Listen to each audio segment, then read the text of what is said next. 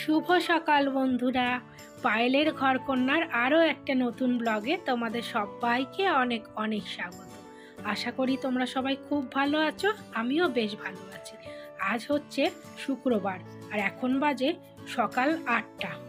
প্রিন্সকে সুন্দরভাবে রেডি করিয়ে দুধ বিস্কুট খাইয়ে ও টিফিন সব প্যাক করে দিয়ে এখন মা ছেলে মিলে নিচে নেমে এসেছি। অটোর অপেক্ষায় আমরা দুজন ঘোরাঘুরি করছি, পায়চারি করছি। এক একদিন অটো তাড়াতাড়ি চলে আসে, আবার এক একদিন যেদিন আমরা তাড়াতাড়ি আসি সেদিন দেখি অটোর আবার পাত্তা নেই। তো ভাবলাম দাঁড়িয়ে আছি যখন, পাশে দেখছি এই ফুলগুলো এখন আজকে কেউ নেয়নি। অন্যদিন না 3rd ফ্লোরের একটা দিদিভাই নিয়ে নেয় প্রত্যেক দিন, বলে আমি এসেও পাই না। আজ দেখলাম কি কারণে নেয়নি বা হয়তো নেই। তো ভাবলাম তাহলে এই ফুলগুলো নিশ্চয়ই আমার জন্যই অপেক্ষা করছে। আমার বাড়ির ঠাকুরের চরণেই এই ফুলগুলো ঠাঁই পেতে চাইছে, তো সেই জন্য তুলে নিলাম। সকাল সকাল ফুল তুলতে যে কি ভালো লাগে বন্ধুরা, কি বলবো। তোমাদের কার কার ফুল তুলতে খুব ভালো লাগে গাছ থেকে জানিও তো বন্ধুরা কমেন্ট করে। আজ তো প্রচুর ভিড়, বসে যাও সাবধানে।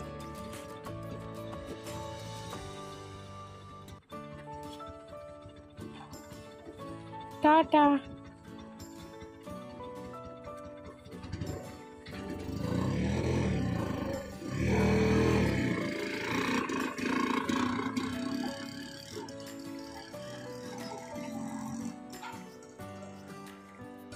এই দেখো, এই কটা মোটে ফুল পেয়েছি। গাছটা বেশ বড়সড় হলে কি হবে, ফুল খুব একটা বেশি কিন্তু কোনোদিনই দেখতে পাই না। আর এই দেখো, এখন বাজে বেলা 9:30। মায়ের জন্য কালকে রাত্রের একটা বাসি রুটি আর চা, আর আমার জন্য পোহা নিয়ে এসছে। পোহা মানে চিড়ের পোলাও। তো দুজনেই চা খাবো, আমি চিড়ের পোলাও দিয়ে আর মা হচ্ছে কালকের রুটিটা দিয়ে। তো আমাকে বললো, আমি বললাম যে না, পোলাও যখন আছে তখন আমি আর রুটি খাবো না। তো তারপরে খেয়ে দেই একেবারে, আজকে কুড়েমি না করে তাড়াতাড়ি কাজে লেগে পড়েছি, কারণ আজকে প্রচুর কাজ আছে। আমি দুদিন ধরে যে কাজগুলো করব ভেবে শুধু কুড়েমি লাগছিল, মনে হচ্ছিল আজ থাক, কাল থেকে করব। আজকে ভাবলাম যে না, আর নাগরাম চাগরাম না করে আজকে শুরু করে ফেলি, কোনো কিছু না ভেবে, নইলে কিন্তু আর হবেই না।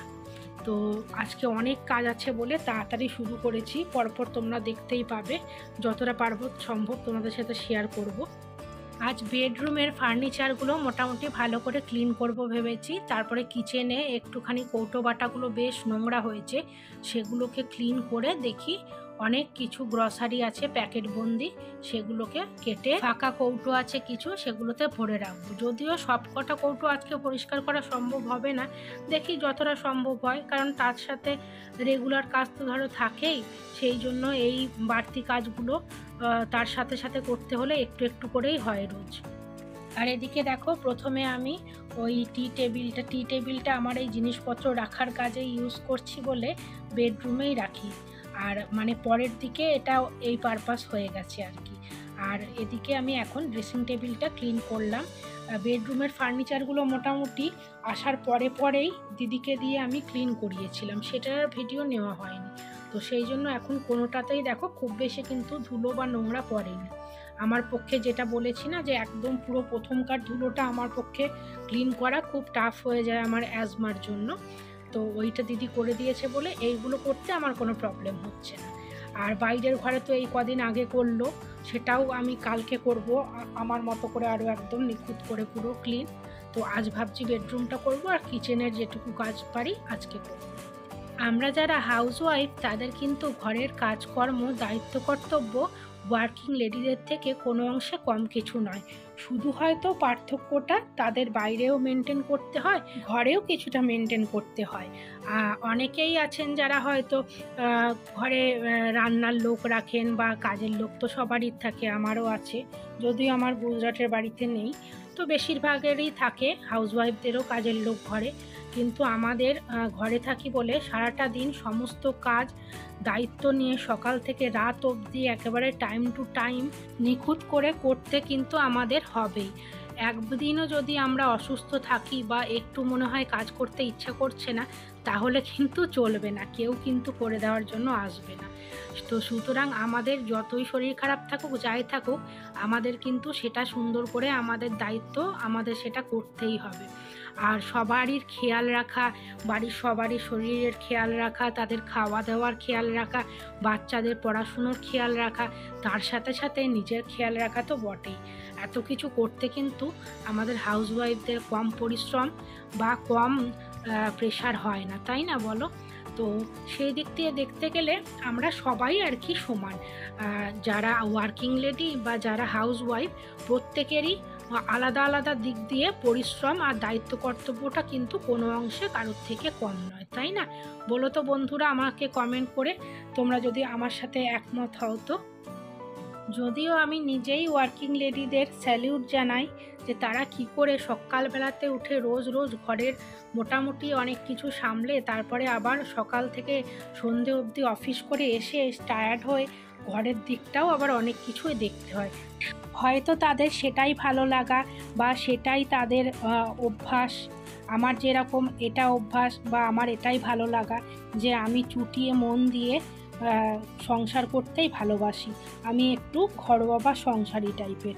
তো আমার এটা ভালো লাগা, তাই এটাতে যতই চাপ থাকুক, যতই পরিশ্রম থাকুক, তাও যেন এটা আমার খুব একটা চাপ বা পরিশ্রম বলে মনে হয় না, কারণ এটাতে আমার ভালো লাগা লুকিয়ে আছে।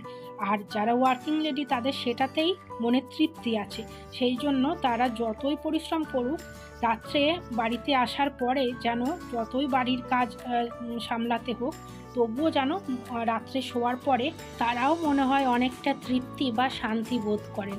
আসলে যার যেটা ভালো লাগা, যার যেটা আত্মতুষ্টি, মোদ্দা কথা হলো, মানে আমি যেটা বোঝাতে চাইছি সেটা হলো হাউসওয়াইফ হোক বা ওয়ার্কিং লেডি, দুটো দিকই কিন্তু সমান গুরুত্বপূর্ণ এবং দুটো দিকেরই কিন্তু সমান সম্মান রয়েছে। আমরা নিজেদের ভালো লাগা বা পরিস্থিতি অনুযায়ী যে যেটাকে গ্রহণ করি, সে সেই কাজের মধ্যেই ভালো লাগা বা আত্মতৃপ্তি খুঁজে পাওয়ার চেষ্টা করি, আর সেটাতেই আমরা অভ্যস্তও হয়ে যাই। ফলে দেখা যায় কি, যদি আমরা কখনো নিজেদের সেই কাজ থেকে বিচ্যুত হওয়ার কথা ভাবিও, তাহলে যেন সেটা আর ভালো লাগে না।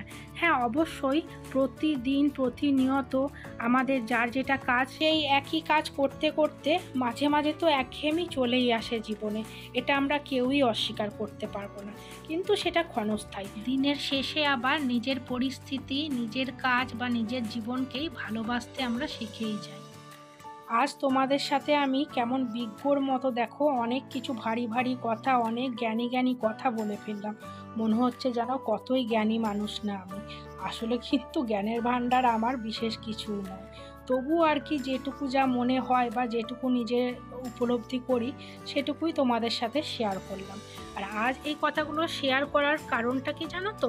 আজ সকাল থেকেই আমার মনে হচ্ছে, হঠাৎ মায়ের সাথে চা খেতে খেতে আলোচনা হচ্ছিল যে আমি না, আমার বাপি পুলিশে জব করতেন, তাই বাপি মারা যাওয়ার পরে বড় মেয়ে হিসেবে বাপির চাকরিটা আমাকেই দেওয়া হয়েছিল। তো তখন আমি কিছু কারণের জন্য আমার ওই যে বললাম, খুব একটা চাকরি করতে ভালো লাগতো না। তো আমি টিচার হব করতাম। তো সেই জন্য সেইটা যখন হয়নি, তো পুলিশের দিকেও যেতে আমার খুব একটা ইচ্ছা ছিল না, তাই জন্য আমি নিজের জেদেই আর সেই চাকরিতে জয়েন করিনি। তারপরে ভালোবেসে বিয়ে করে নিলাম, নতুন জীবনে পা দিলাম, আর তখন যেন মনে হলো নতুন জীবনটাকেই চুটিয়ে উপভোগ করি। চাকরি বাকরি করার কথা যেন স্বপ্নেও ভাবিনি। আর সেই জীবনটাকে উপভোগ করতে করতে এমনভাবেই অভ্যস্ত হয়ে গেলাম যে এই জীবনটাকেই আমি ভালোবেসে ফেললাম। আমার যেন চাকরি বাকরির কথা শুনলেই মনে হয় না, চাকরি বাকরির মতন মেয়ে আমি নই, আমার দ্বারা চাকরি বাকরি করা সম্ভব না। আমি এই ঘরোয়াভাবে চুটিয়ে সংসার করব মন দিয়ে, এর জন্যই আমি তৈরি, আমি এটাতেই সুখী। এই হলো আমার জীবন। তো সেটা নিয়ে আজ সকালে চা খেতে খেতে মায়ের সাথে কথা হচ্ছিল যে আমি চাকরিতে জয়েন না করে আমার কোনো আফসোস নেই। যদিও মাঝে মাঝে ভাবি যে আমি চাকরিতে জয়েন করলে সেই জীবনটা কেমন হতো, আলাদা রকমের হতো তো এখনের থেকে। সে না হয় তখন যদি চাকরিতে জয়েন করতাম সেটাকেই উপভোগ করতাম, সেটাতেই আমি ভালোভাবে খুশি মনে অভ্যস্ত হয়ে যেতাম। কিন্তু আমি যে জীবনটা বেছে নিয়েছি নিজে থেকে, সেই জীবনটা আমি মনে করি আমারই জন্য, আর এটাই আমার বেশি পছন্দ। তাই আমি ঠাকুরের আশীর্বাদে যথেষ্ট হ্যাপি এবং সেটাকে জীবনভর উপভোগ করতে চাই। কারণ দেখো, প্রত্যেকটা মানুষের কিন্তু পছন্দ বা ইচ্ছা সম্পূর্ণ আলাদা।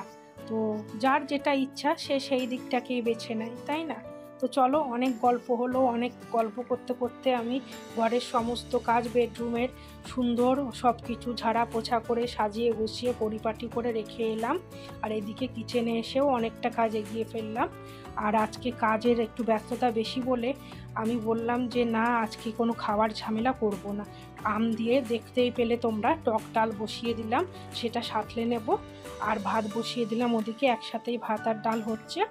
আর তারপরে খাওয়ার আগে গরম গরম ডিমের অমলেট আর ছেলের জন্য একটা পোচ করে নেব। আর যদি ইচ্ছে হয় তো দেখি কুকারে একটু আলু সিদ্ধও বসিয়ে দেবো, দেখি সেটা ইচ্ছা হলে করব। আর জানো তো বন্ধুরা, আমার এই ইউটিউবের কাজে নামা মানে নিজের লাইফস্টাইল ব্লগ শেয়ার করা, এইটাও কিন্তু আমার অনেকটা নিজের ভালো লাগা থেকেই আমি শুরু করেছি।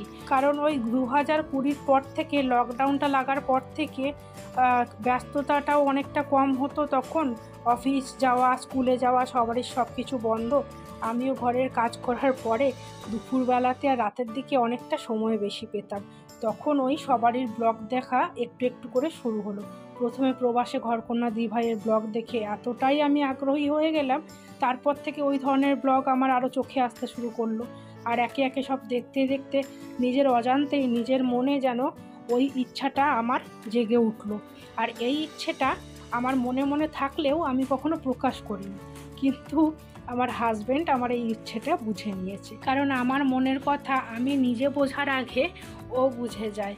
আর আমার সমস্ত ছোট বড় ইচ্ছা বরাবরই ও যথেষ্ট মূল্য দেয়। বুঝতে পারার পর থেকে ওই আরও বেশি আমাকে উৎসাহ জুগিয়েছে যে তোমার কুকিং চ্যানেল খুলতে ইচ্ছা করলে তাই খোলো, বা লাইফস্টাইল ব্লগ শেয়ার করতে ইচ্ছা করলে তাই করো। বরঞ্চ একটা কিছুর মধ্যে এনগেজ থাকলে তোমার শরীর মন দুটোই অ্যাক্টিভ আর ভালো থাকবে। আর তুমি, আমি জানি, সব কিছু ব্যালেন্স করে সুন্দরভাবে করতে পারবে, এতে তো ক্ষতি কিছু নেই। ব্যাস, তারপরে শুরু করে দিলাম, আমি কুকিং চ্যানেলও খুললাম, আর এই লাইফস্টাইল ব্লগিংয়ের চ্যানেলটা তো আছেই। তো যাই হোক, অনেক গল্প হয়ে গেল, অনেক কিছু কাজের সাথে সাথে অনেক কিছু শেয়ার করলাম। তো বন্ধুরা, এবার বলো আজকের ব্লগটা তোমাদের কেমন লাগে। যদি ভালো লেগে থাকে তাহলে একটা লাইক আর কমেন্ট করে আমার পাশে থেকে আমাকে সাপোর্ট করো, যাতে আমি পরবর্তী ব্লগগুলো আরও অনেক সুন্দরভাবে তোমাদের সামনে উপস্থাপন করতে পারি। তো দেখো, ছেলেকে মা টক ডাল আর ডিমের পোচ দিয়ে ভাত খাইয়ে দিচ্ছে, আমরাও খেয়ে নেব। তাহলে বন্ধুরা, আজকের মতো আসি। দেখা হচ্ছে খুব শিগগিরই একটা নতুন তরতাজা ব্লগের সাথে। ততক্ষণ সবাই খুব ভালো থেকো, সুস্থ থেকো।